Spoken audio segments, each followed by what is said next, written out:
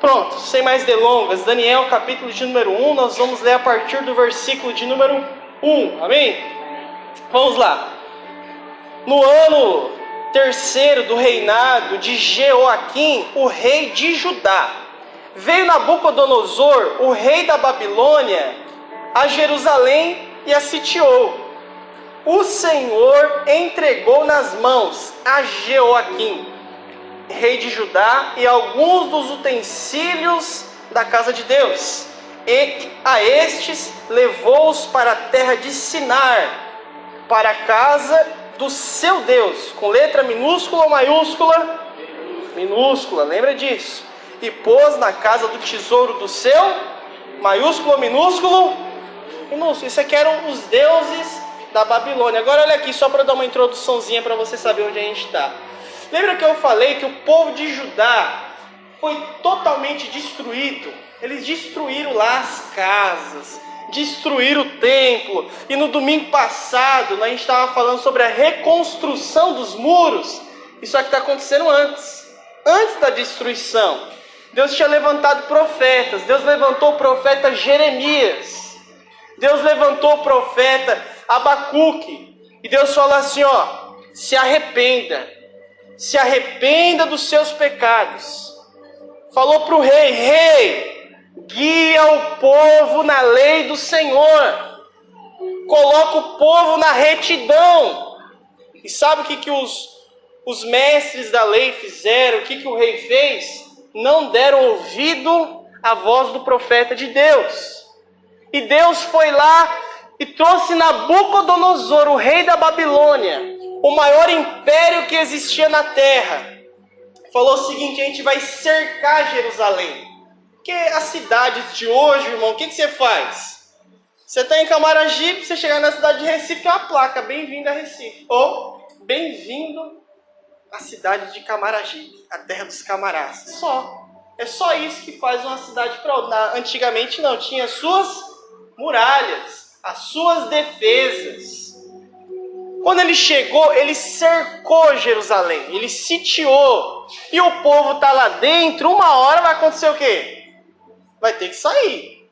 Que a comida que está lá dentro não vai durar a vida toda. O rio que está lá dentro, às vezes o povo vai lá e fecha o rio para não chegar mais água. E sitiou. E diz que o Senhor, presta atenção, o Senhor pegou o rei Jeoaquim e entregou ele na mão de Nabucodonosor. Todos os utensílios que tinha lá na casa de Deus, os utensílios de ouro, de prata, de bronze, o rei Nabucodonosor entrou lá e tirou tudo de dentro da casa de Deus. E fez o quê? Levou lá para a casa do Deus dele. E o templo ainda não tinha sido destruído. O templo tinha sido saqueado. Versículo de número 3 diz assim: disse o rei a Aspenaz, chefe dos seus eunucos, que trouxessem alguns dos filhos de Israel, tanto da linhagem real quanto os filhos dos ricos. Traga lá os filhos dos reis, os filhos dos ricos, que eles vão ser meus escravos aqui. Ele queria qualquer escravo, irmão? Ele queria que tipo de escravo? Escravo educado. Escravo que teve uma boa linhagem. Traga os filhos dos ricos, que eles vão ser meus escravos a partir de hoje. Isso é o que Nabucodonosor queria. Verso 4. Jovens sem nenhum defeito. Eles têm que ser de boa aparência, instruídos de toda sabedoria, doutos em ciência, versados no conhecimento e que fossem competentes para assistirem no palácio do rei ou para servir no palácio do rei e ensinasse a cultura dos caldeus a esses homens. 5. Determinou-lhes o rei uma ração diária das finas iguarias da mesa do rei, e o vinho que ele bebia, e que assim fossem mantidos por 3 anos, ao cabo dos quais assistissem diante do rei. Até aqui por enquanto, olha aqui para mim. Qual foi a ordem do rei? Traga jovens, filho dos nobres, eles não podem ter nenhum defeito, tem que ser gente de boa aparência. Vocês vão trazer eles aqui, vão alimentar eles com rações diárias das finas iguarias. O que é isso, irmão? Abaixa mais um pouquinho o som de fundo para mim, Ezequiel, por favor. Eles iam comer qualquer comida, irmão, sim ou não? Ué, para baixar, não é para aumentar não, em nome de Jesus. Eles vão comer da melhor comida. Coloca a melhor comida na mesa deles aí. Outra, eles vão tomar do vinho. Qual que é vinho, irmão?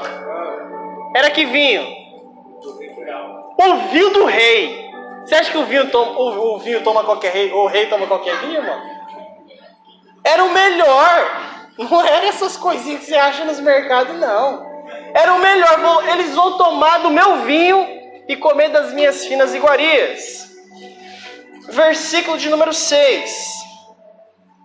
Entre eles estavam os filhos de Judá. Quem eram eles? Daniel, Ananias, Misael e Azarias. O chefe dos eunucos lhe pôs outros nomes, a saber, Daniel, o de Beltesazar, Ananias, o de Sadraque, Misael, Mesaque e Azarias, Abdinego.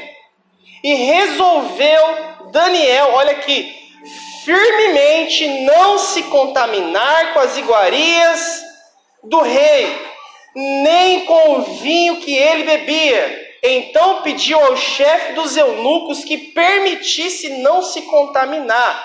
Ora, Deus concedeu a Daniel o que, irmãos? Misericórdia e compreensão da chefe dos eunucos.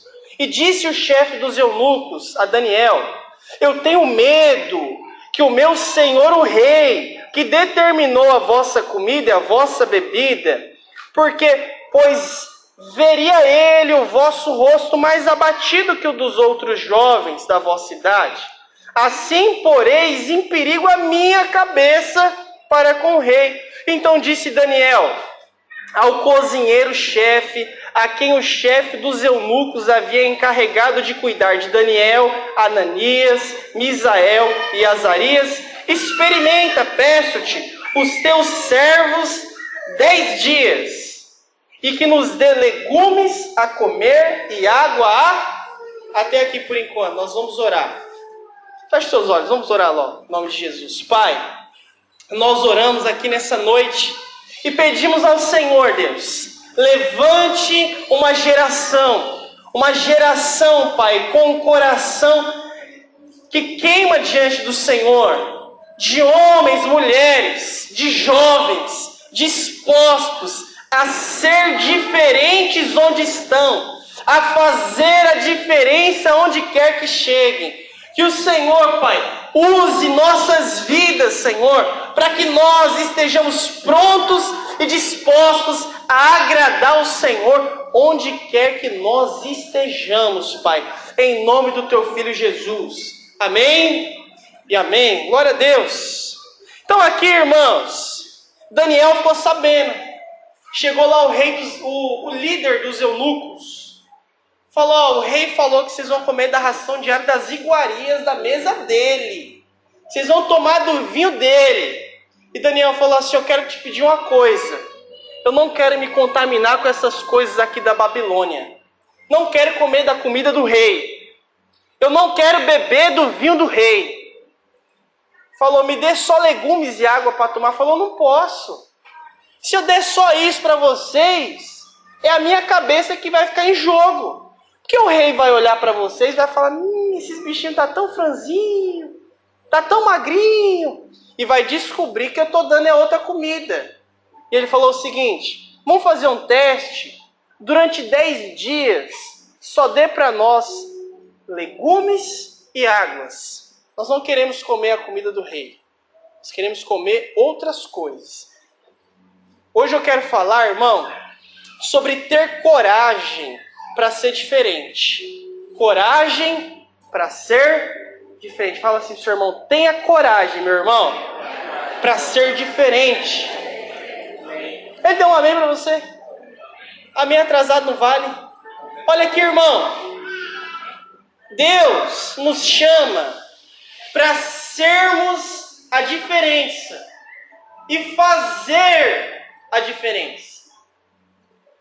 Deus permitiu que esses jovens aqui fossem parar dentro do palácio do rei da Babilônia, o maior homem que existia naquela época, e falou: esses escravos aqui vão comer da minha comida. Quem come da comida do rei, irmão, é como se fosse filho do próprio rei. Aquele que bebe o vinho do rei, ou é uma grande visita, ou é um grande escolhido. Você acha que quando Daniel e os seus irmãos viram aquilo, eles falaram: meu Deus, nós acertamos na loteria. Nós saímos lá de Jerusalém, que é uma terra até legal, mas aqui é a Babilônia, meu irmão. Nós estamos na casa do rei.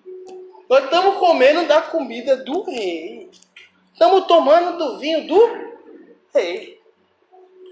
Mas esses jovens tiveram coragem para ser diferente. Nós estamos num tempo, irmãos, que ver cristãos sendo e fazendo a diferença é muito mais difícil. Os jovens, na sua maioria, não querem se portar como diferentes nessa geração. Mas nessa geração eles querem o quê? Eles querem que os outros olhem para ele e falem: esse é um cara legal. Esse aqui é nota 10. Ser crente, se era careta, hoje em dia parece que é sinônimo de burrice. Você ainda é crente? Você não tem a disposição de ser diferente, de bater a mão no peito e dizer: sou cristão. Hoje, irmãos, o que mais deixa o meu coração indignado é ter que entrar em rede social. Essa é a minha maior tortura. Aí você fala: por que você faz isso então? Parece que é masoquista, irmão. Eu tenho que entrar no Facebook e ver o que a galera colocou. Eu tenho que... meu dedo coça para clicar lá e ver o que os irmãos colocou no status do WhatsApp. Para eu ter que falar para alguém e dizer assim: irmão, você é cristão. Não pode ficar colocando foto sem roupa, não. Errado. Ah, eu não sabia. Ou essa semana, tinha uma pessoa, não está aqui, então eu posso falar, e tinha colocado tem crianças aqui, eu não posso falar o tipo de música que era. Mas eram essas músicas que vocês sabem qual era. E depois, olha aqui, irmãos, o cúmulo. Que depois dessa música, ela colocou essa e depois dessa ela colocou um louvor. Falei: mas como? Tem alguma coisa errada. Falei: irmão, eu acho que essa música aí, ela não é muito bênção colocar. E você acabou de colocar um louvor e coloca essa música, tem alguma coisa errada. Falei: não, mas eu gosto. E Deus gosta? Aí eu não sei, né? Ela não sabe se Deus não gosta daquele tipo de música ou não. Ainda tem dúvida. Irmãos, olha aqui. Deus nos chamou para sermos diferentes onde nós estamos. Daniel foi levado para uma outra nação, para um outro lugar, e mesmo naquele lugar não se deixou contaminar. Às vezes eu tenho que sentar, olha aqui, irmãos, eu tenho que sentar com o pai, com mãe, e falar assim para o pai e para a mãe: ó, não é bênção não. A sua filha só tem 11 anos. Eu acho que não é hora dela namorar ainda. Mas será que um pai e que uma mãe ainda não notou isso? Eu estou dizendo de pai e mãe não cristão, viu, irmão? Será que tem que sentar com o pai e com a mãe e dizer que isso não pode? Dizer que ainda não é o tempo? E dizer que nós não somos como os outros? Que nós não fazemos como os outros fazem? Ah, pastor, mas todo mundo faz. Mas os tempos são outros. Mas as coisas mudaram.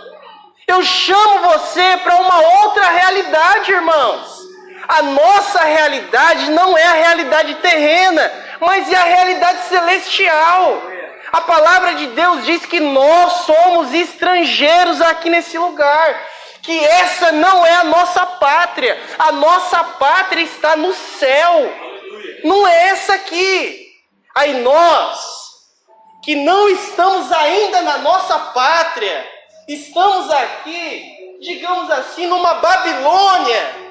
Mas aqui é legal também, aqui tem as suas coisas, aqui dá para se divertir. Onde nós estamos, o que nós temos que pedir a Deus é falar: Senhor, não deixa que nós venhamos nos corromper, ou nosso coração nos corromper, ou nós vivemos uma vida corrompida. O Senhor tem um chamado a nós, a você, aos jovens, a uma vida em santidade. 12 anos! 13 anos!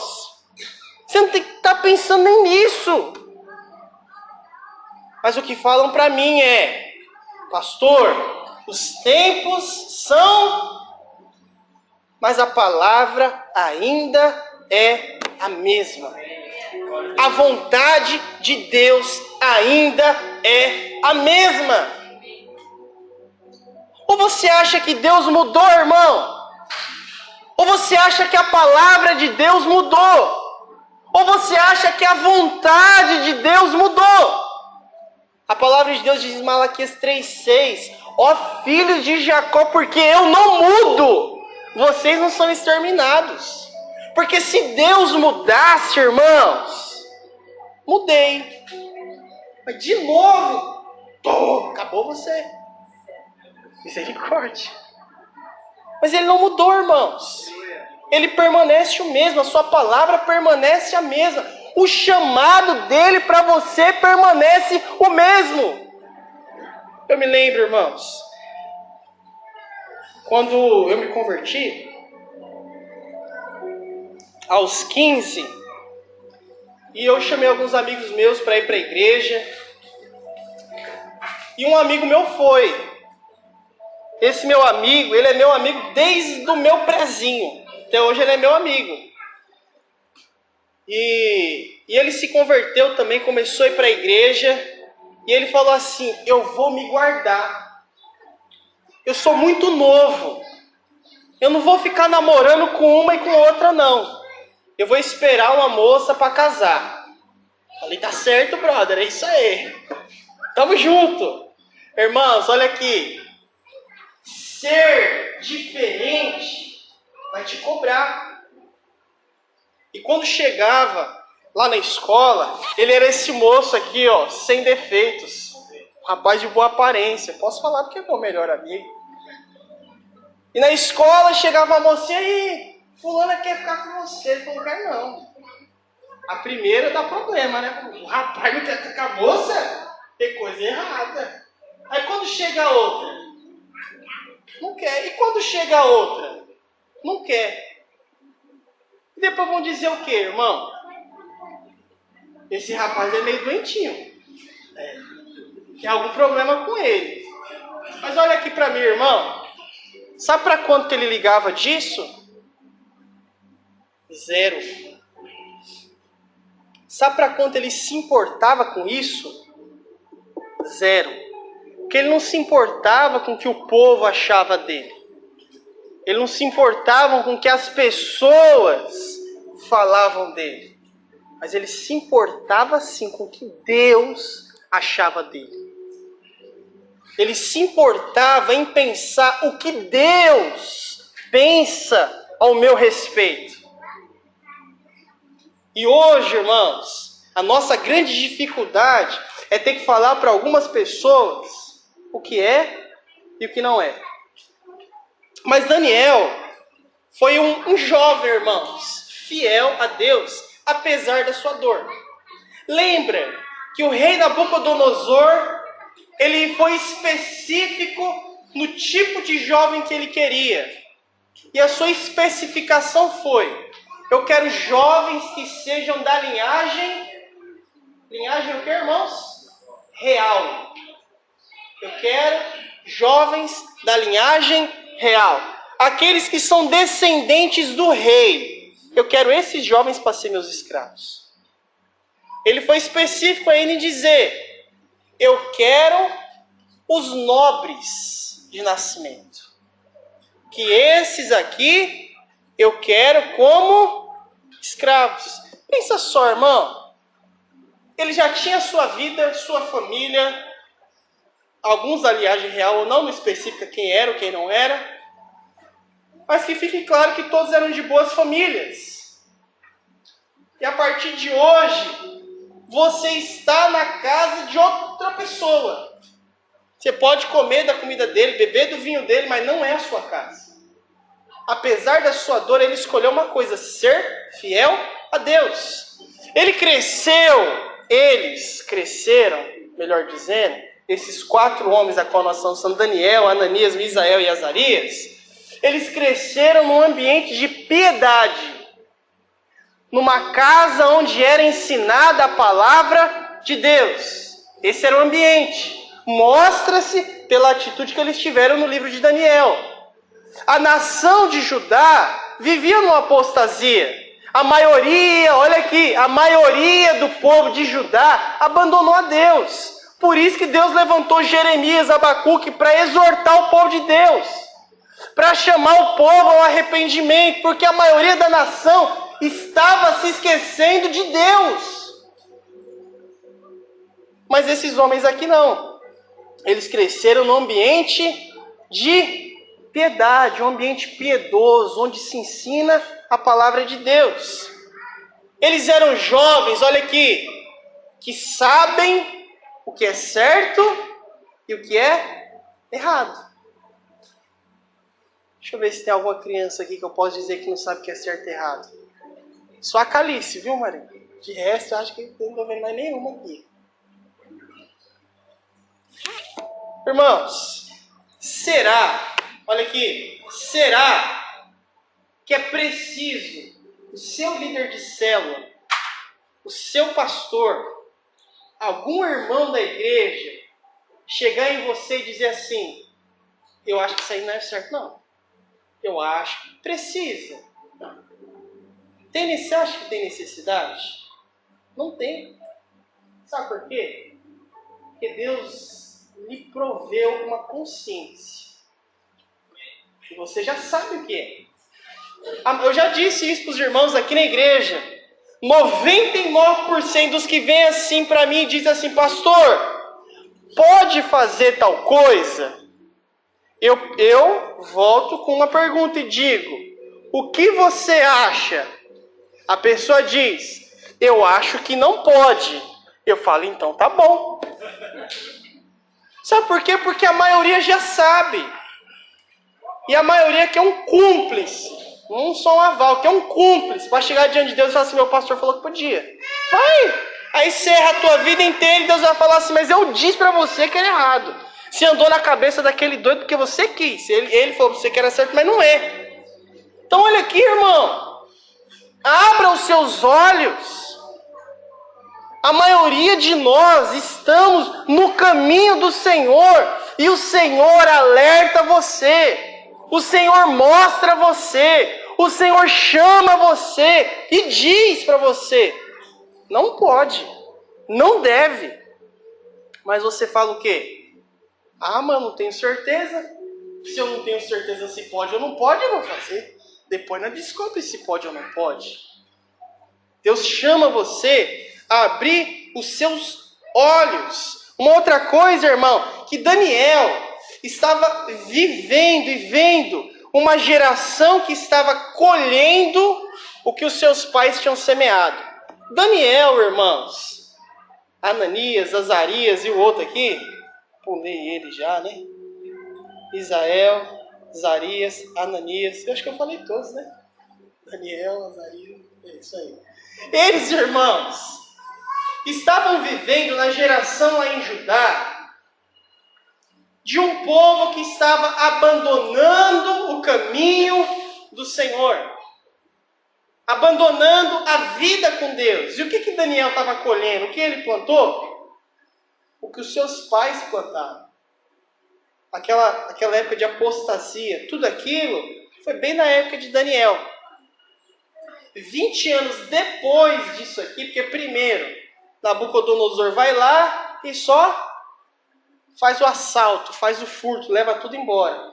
Mas daqui 20 anos ele volta e ele destrói o templo do Senhor. Agora, olha aqui para mim, irmãos. Pensa você, trazer você para o mundo paralelo. Se não tivesse a igreja aqui, Água Viva, e não tivesse mais nenhuma igreja num raio de 15 quilômetros para você ir. Eu vou fazer uma pergunta para você. Como que você acha que a sua vida espiritual ia ficar? Houve silêncio na igreja. Um raio de 15 quilômetros. Longe, né? Então, 10. Começo lá. E não tem ônibus para você ir. Vamos piorar um pouquinho a situação. Depois eu melhoro colocando um ônibus para você primeiro. Não tem. Como você acha que ia ser a sua fé, irmão? Aquele povo, tudo que eles faziam em volta do templo. Sacrifícios aconteciam no templo. As orações aconteciam principalmente no templo. E agora eles têm o quê? 2.000 quilômetros de casa. Não tem mais templo, não. O templo ficou lá em Judá, nós está aqui na Babilônia. E agora? O que acontece? A maioria deles se renderam aos outros deuses. Lembra quando o rei Nabucodonosor levantou lá e falou, ó, quem não se dobrar eu jogo na fornalha. O que aconteceu?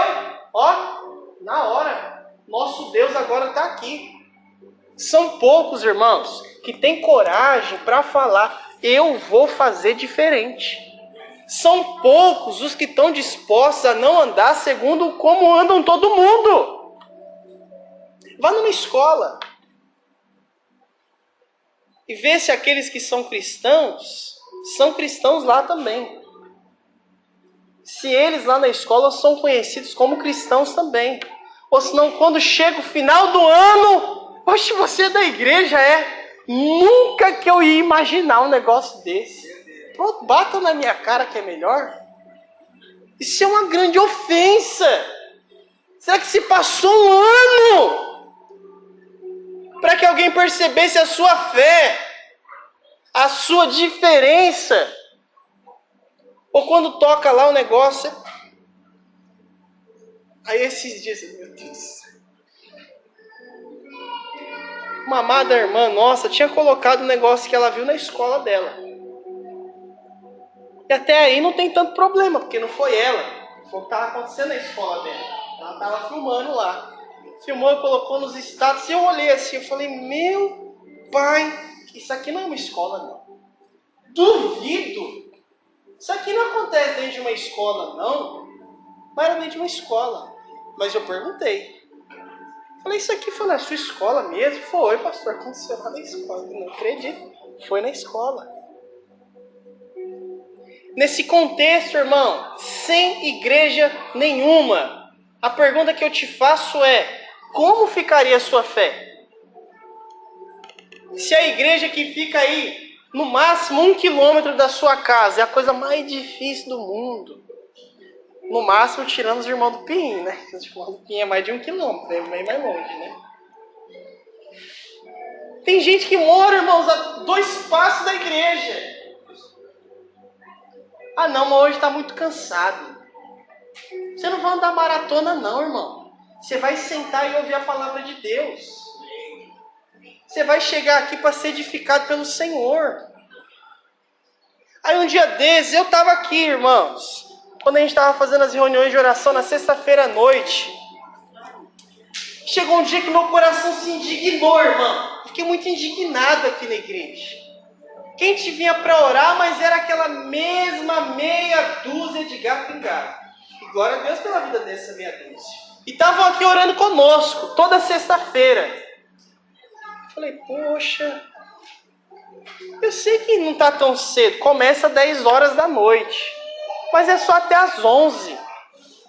Aí eu pensei comigo assim, eu falei, se aqui tivesse distribuindo umas notas de R$100 para quem viesse, Você acha que alguém viria? Sim ou não, irmão? Sabe qual que é o grande problema? Que aí mostra onde está o coração. Aí mostra quem é o Deus da sua vida. E qual o tamanho do Deus que deveria ser o Deus da sua vida. Que uma nota de 100 me motiva mais que a intimidade que eu quero ter com o meu Senhor. Que a intimidade que eu quero ter com o meu Deus pequenininha. Mas se lá desse a nota de 100, eu estava aqui antes de abrir a porta.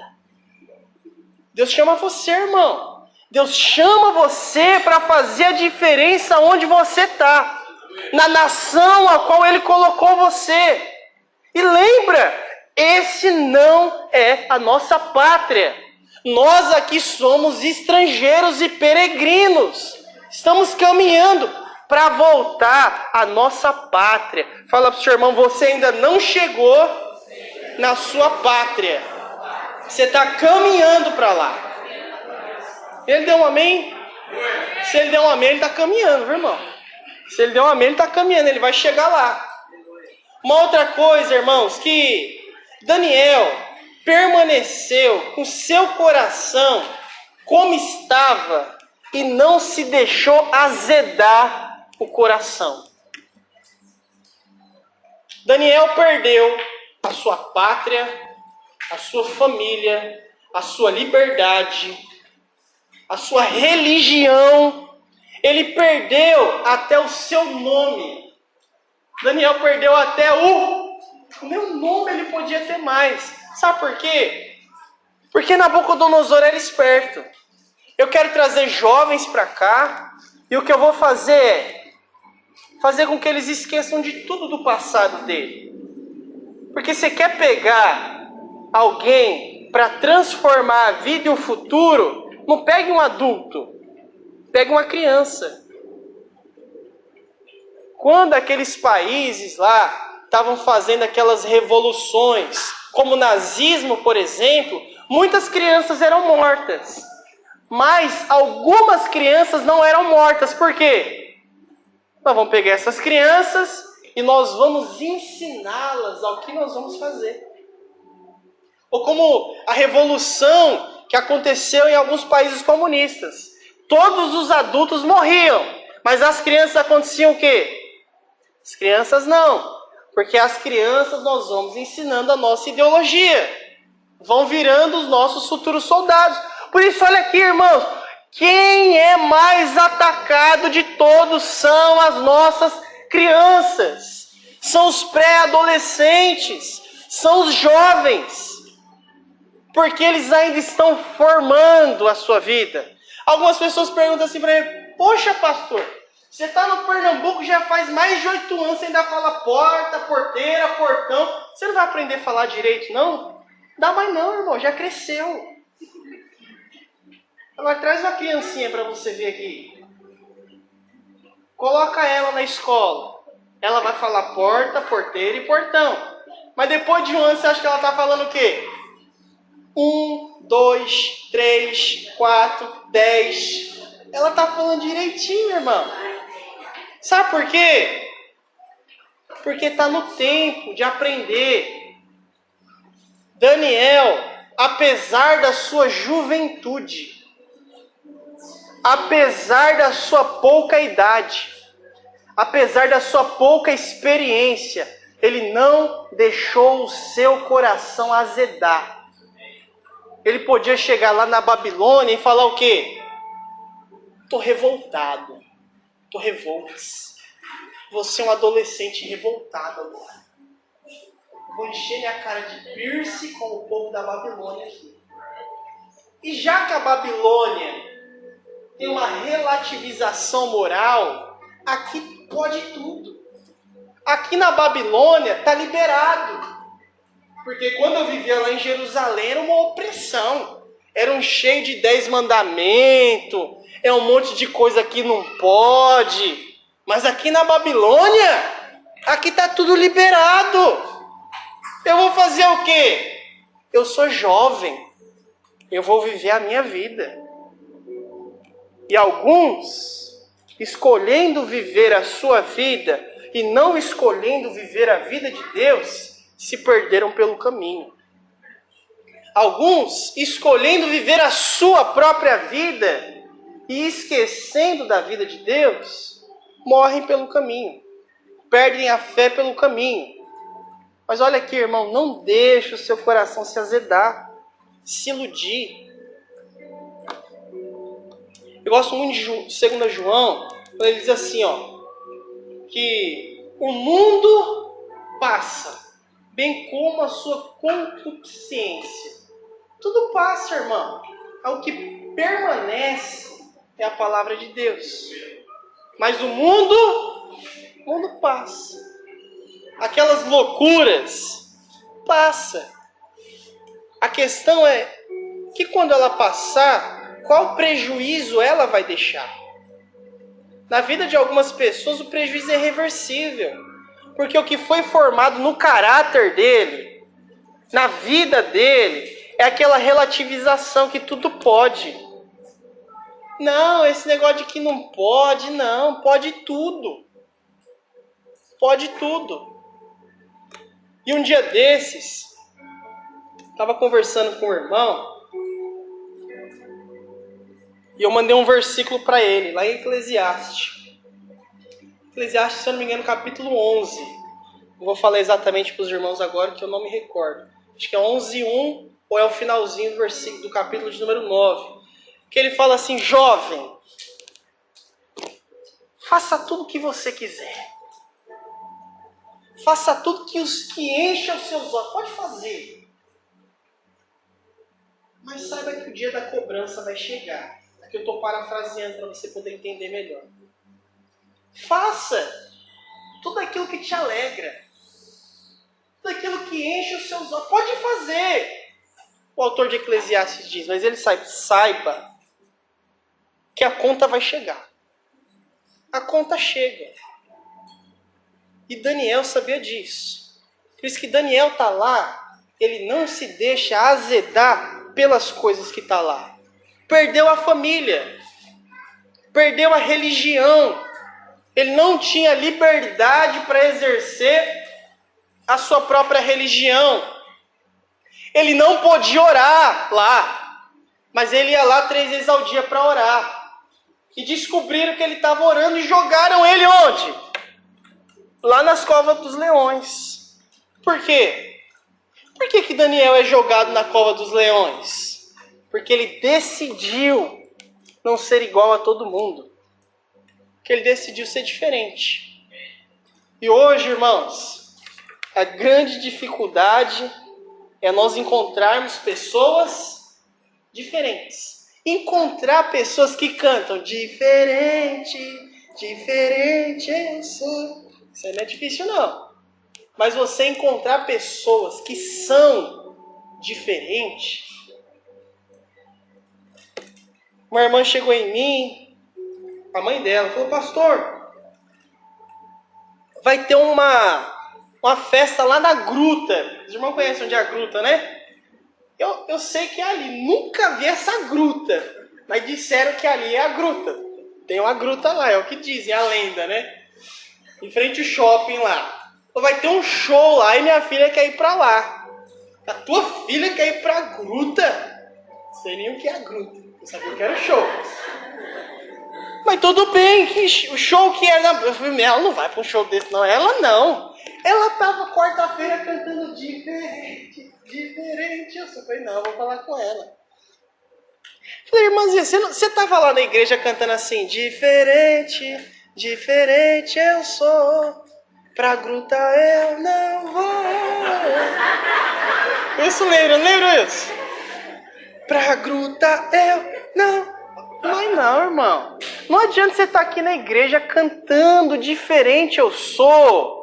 Aqui na quarta-feira, no domingo e na outra semana você fala, eu não vou vir pro culto não. Por quê? Porque eu vou para um show. Porque eu vou passear lá na gruta. Por que você não vai vir no culto? É porque eu tenho outras coisas a fazer.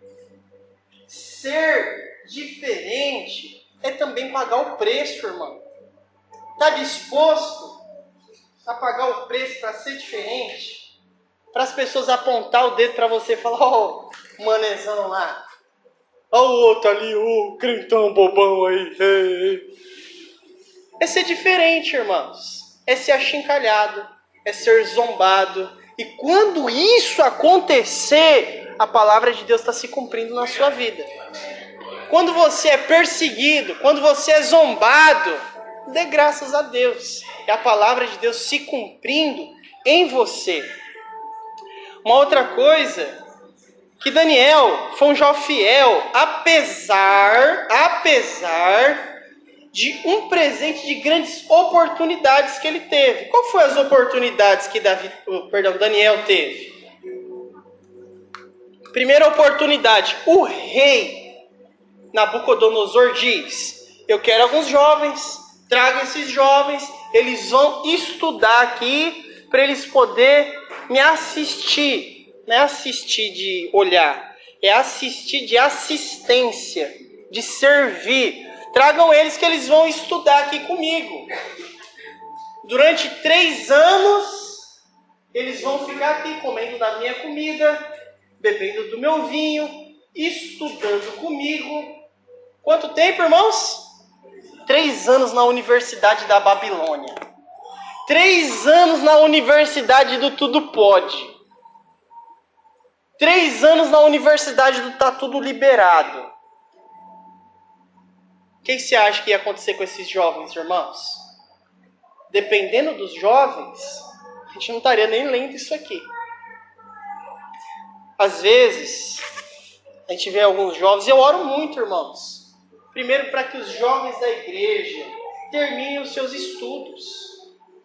Completem o 2º grau, que entrem numa universidade, que estudem. Nós vemos aqui na nossa igreja, se a gente for ver o grau, muitas pessoas aqui na nossa igreja não tiveram oportunidade de estudar.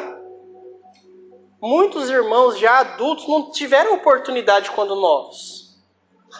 Alguns, porque tiveram que trabalhar, tiveram que abandonar a escola.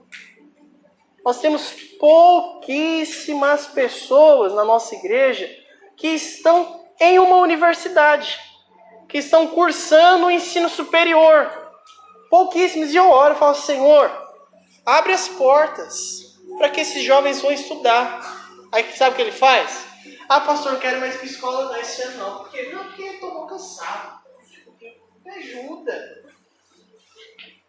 É terminar os seus estudos. Deus vai abençoar você. Você vai entrar numa universidade, sim.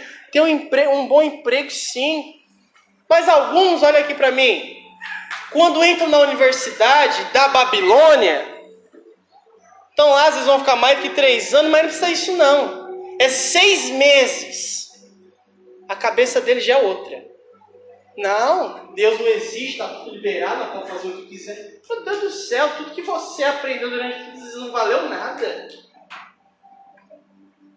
Eu lembro, quando eu estava cursando a faculdade, a maioria lá na nossa sala não era evangélico. Então, sexta-feira, a galera queria fugir da última aula para quê? Vamos para um barzinho beber. E eles gostavam de ficar cutucando eu, tinha mais uma moça lá também, tinha mais um rapaz também, era evangélico. E aí, vocês não vão querer beber com nós hoje não? Toda sexta-feira era o Satanás se levantando lá. Mas o grande problema é que alguns desses jovens que vão, mas qual é o problema? Nada errado se te faz feliz. Eu estou feliz, então está tudo certo. O importante é a minha alegria. Se eu estou feliz, então está ok. Você acha que a vida é assim, irmão? A vida não é assim. Servir a Deus é um caminho de alegria. Mas não sempre, nem todo momento vai ser momentos de alegria. Diga-se de passagem o próprio Daniel a ser escravo lá na Babilônia. Mas a alegria tem que estar aqui. A quem eu sirvo, a quem eu amo, a quem eu agrado, a quem eu quero continuar a servir. Vocês vão entrar, irmãos, em nome de Jesus, estudar, conseguir bolsas de estudo, conseguir cursos, bons cursos técnicos, faculdades, entrar em universidade pública. Mas lembrem-se, a quem é que vocês servem onde vocês estão? Tem um irmão na nossa igreja aqui que ele está cursando estudo, e vira e mexe eu chamo ele para conversar. E aí, irmão, como tá as aulas lá? Tá tudo tranquilo? Tem muito crente na tua sala? Ô, pastor, aleluia! Graças a Deus a minha sala é cheia de crente, de irmã da igreja. Só falta nós começar o culto lá. Tá bom, eu sempre falo para ele, cuidado, irmão. Cuidado, porque muitos se perdem nesse caminho. Em estudar e achar que estudar é ser contrário à fé. Aprenda, irmão. Ciência não é contrário à fé. Um se apoia no outro. Isso é a importância de você estudar. Uma outra coisa, além dele ter essa oportunidade onde ele estava, ele tinha uma oportunidade de emprego garantida. Qual que era a oportunidade de Daniel? Eu vou estudar aqui durante 3 anos. Comer da comida boa. Você acha que eu vou comer aquele cuscuz com carrico direto? Nada. Eu vou comer agora da comida do rei. Chega de amarelinho na minha vida, graças a Deus. Era o que ele pensava. Ou melhor, era o que o rei pensava que eles iriam querer. Mas lá, mesmo tendo tudo isso, sabendo que depois que acabasse os 3 anos, o que ele ia ter? Ele ia servir a quem? O que rei? Qualquer rei. Ele ia servir o rei Nabucodonosor. Estava com o emprego garantido. Será que ia ser bom para ele lá? Será que ia estar bem remunerado? Que as suas escolhas, olha aqui para mim, irmão, que as suas escolhas não se baseiem em dinheiro. Que as suas escolhas de estudo, que as suas escolhas de trabalho não se baseiem em dinheiro, mas que se baseiem na sua vocação, naquilo do que Deus lhe chamou, naquilo do que Deus lhe escolheu para fazer. Ah, Deus me escolheu essa profissão e essa profissão ganha muito dinheiro, amém. Deus abençoe. Nada contra isso. Mas tem algumas pessoas que falam assim, eu vou fazer medicina. Por quê? Porque dá dinheiro. Eu lembro que quando eu fui estudar, meu pai, ele trabalhava na faculdade. Então a gente ganhava bolsa de 100%. Não ia pagar R$1 para estudar. E a minha irmã falou assim, eu quero fazer química. Por quê? Ninguém sabe até hoje. Ela queria ser engenheira química. Estudou, terminou os estudos dela.